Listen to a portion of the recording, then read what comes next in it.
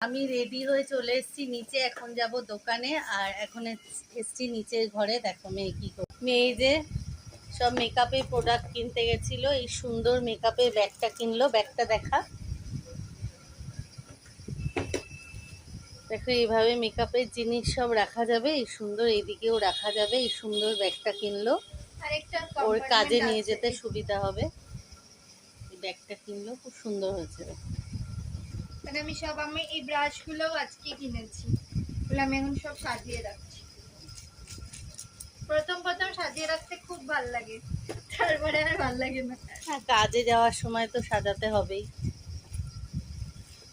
আর আমাদের এই স্টোর রুমটার অবস্থা দেখো, আর জায়গা নেই বসার।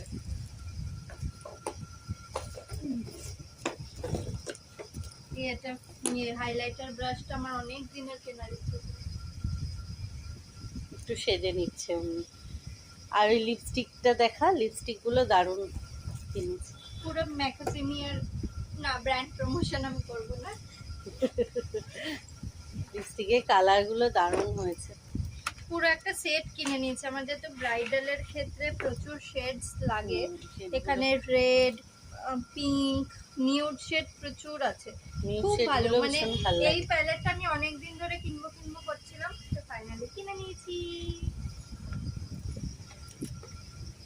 গোছগাছ করুক আর আমি যাব এখন দোকানে।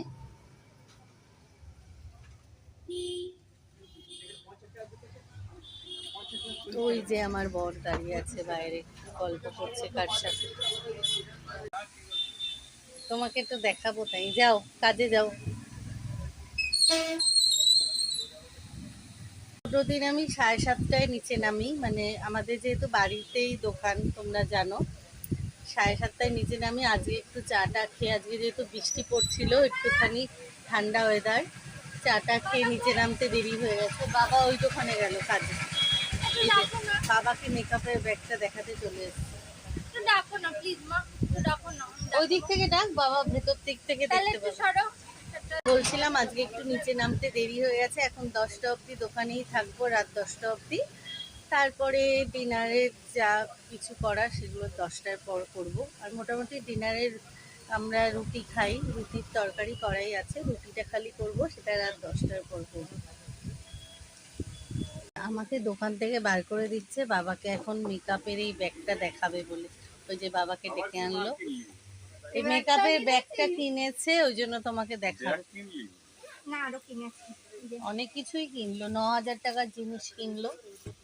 এবার এই স্প্রে আমার